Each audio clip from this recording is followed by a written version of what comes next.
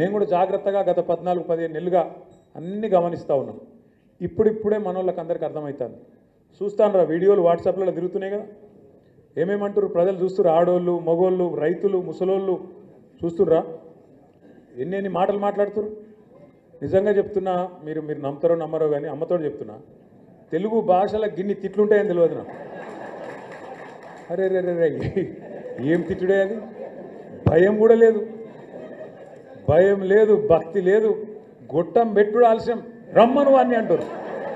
ఏడికెళ్ళి వస్తారు వాడు, భయం వానుకుంది. వస్తే ఇబ్బంది కొట్టట్టున్నారు జనంలో.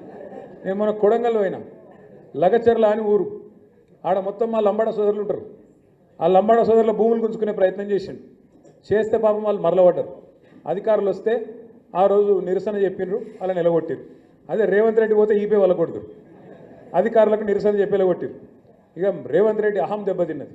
అగో నా కాన్స్టిట్యున్సీలా నేను భూములు ఇవ్వమంటే మీరు ఇయ్యరా? మీ ఆయుష్యత ఎంత, మీ బతికెంత? నేను అనుకుంటే ముఖ్యమంత్రిని అని చెప్పి 40 మందిని తీసుకుపోయి జైల్లో పెట్టిండు. మొత్తం లంబాడ రైతులు, గిరిజన రైతులు, దళిత రైతులు తీసుకుపోయి జైల్లో వారేసిండు.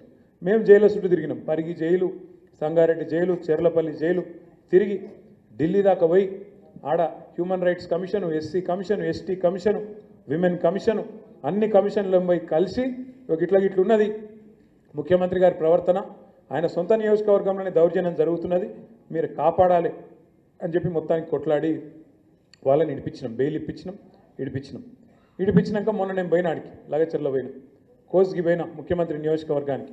నేను నిజంగా చెప్తున్నా, నేను కూడా ఊహించలేదు. నేను పోయినప్పుడు మా వాళ్ళు రమ్మంటే కార్యకర్తల సమావేశం లెక్క ఒక 3-4 వేల మంది ఉంటారేమో అనుకున్నా. కానీ అక్కడ పోయి చూస్తే 25-30 వేల మంది కొడంగల్ నియోజకవర్గంలోనే కదం దొక్కి మళ్ళా కాంగ్రెస్ పార్టీని మొలకెత్తకుండా తొక్కి పెడతాం, రేవంత్ రెడ్డిని కూడా తరిమి కొడతామనే విధంగా అక్కడ మా లంబాడ సోదరులు, అదేవిధంగా కొడంగల్ సోదరులు ముందుకొచ్చి ప్రతిజ్ఞ తీసుకున్నారు. మరి ఇక రేవంత్ రెడ్డికే దిక్కు లేకపోతే మీ కడియం శ్రీహరి ఉంటాడా నేను అడుగుతా ఉన్నా.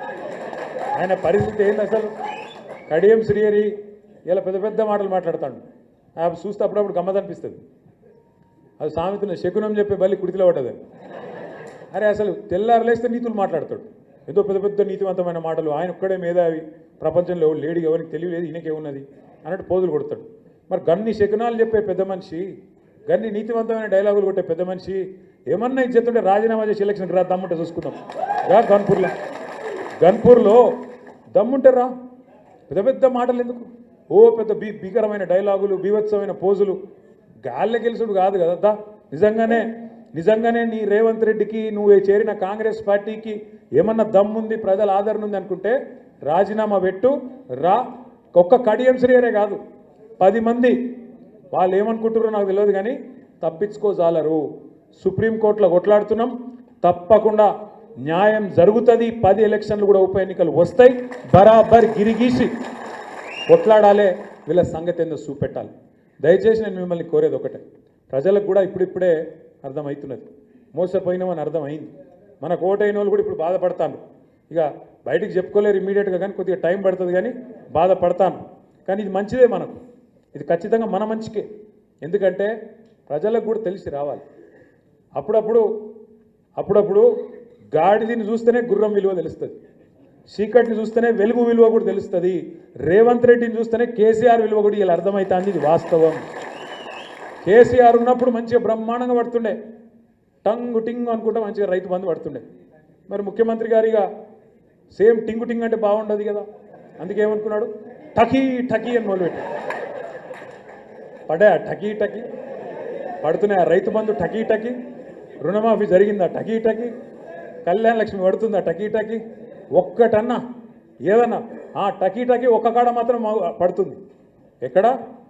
ఢిల్లీలో మాత్రం మోగుతుంది టకీమని. ఇడికెళ్ళి సంచులు మోయాలి, ఢిల్లీలో ముఠ చెప్పాలి, పదవిగా కాపాడుకోవాలి. గంతే కదా, ఒక్కటే ఉన్నది టకీ అని దోసుకోవాలి. ఇక్కడ బిల్డర్ల కాడ, కాంట్రాక్టర్ల కాడ, భూముల సెటిల్మెంట్ల కాడ గదే పని. ఏం చెప్తురా 14-15 నెలలకెళ్ళి అంటే కదా ఒక్కటే పని మాత్రం జోరుగా నడుస్తూ ఉన్నది. ఒక్క మాట దయచేసి ఇక్కడికి వచ్చిన మా తమ్ముళ్ళు ఆలోచించాలి, ముఖ్యంగా చదువుకున్న పిల్లలు. కేసీఆర్ ప్రభుత్వాన్ని ఇదే రేవంత్ రెడ్డి ఒకసారి కాదు, ఒక 100 సార్లు అన్నాడు, 1000 సార్లు అన్నాడు. అప్పుల పాలు చేసిపోయినా ఆ రాష్ట్రాన్ని, అప్పుల పాలు చేసిండు, ఆగం చేసిండు, నాశనం చేసిండు అని మాట్లాడండి. మేము మొత్తం పురుజ లెక్క తీసి చెప్పినాం మొన్న అసెంబ్లీలో. ఏం చెప్పినాం? మొత్తం 10 ఏళ్ల కాలంలో తెలంగాణ వచ్చినాక కేసీఆర్ ప్రభుత్వం చేసిన అప్పు సంవత్సరానికి 41,000 కోట్లు. సంవత్సరానికి 41,000 కోట్లు. సరే, కేసీఆర్ ప్రభుత్వం అప్పు చేసింది. అప్పుతో ఏం చేసింది అంటే కేసీఆర్ ప్రభుత్వం అప్పటిదాకా ఘోరాతి ఘోరంగా ఉన్న కరెంటు వ్యవస్థను మంచిగా చేసింది. 24 గంటల కరెంటు ఇచ్చేటట్టు అద్భుతంగా రైతులకు ఉచితంగా ఇచ్చేటట్టు అద్భుతమైన ఏర్పాట్లు చేసింది. సబ్స్టేషన్ లేని కాడ సబ్స్టేషన్ కట్టినాం, లైన్లు వేయాల్సిన కాడ లైన్లు వేసినాం, పోల్స్ వేయాల్సిన కాడ పోల్స్ వేసినాం, ట్రాన్స్ఫార్మర్ పెట్టాల్సిన కాడ ట్రాన్స్ఫార్మర్ పెట్టినాం, కరెంటు బాగా చేసినాం. అద్భుతమైన ప్రాజెక్టు కాళేశ్వరం. మొత్తం భారతదేశంలో కాదు ప్రపంచంలో అతిపెద్ద lift irrigation project Kaleshwaram project కట్టేందుకు అప్పు చేసినాం, భవిష్యత్తు మీద పెట్టుబడి పెట్టినాం.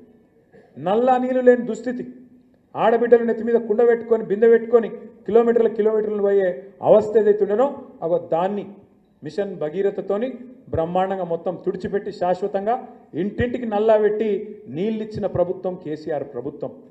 73,000 కోట్ల రూపాయలు, ఒకసారి కాదు 2 సార్లు కాదు, 12 సార్లు 12 కాలాలు మీకు రైతు బంధు రూపంలో 73,000 కోట్ల రూపాయలు 70 లక్షల రైతుల ఖాతాల్లో టైంకు టంచన్గా వేసింది కేసీఆర్ ప్రభుత్వం. 28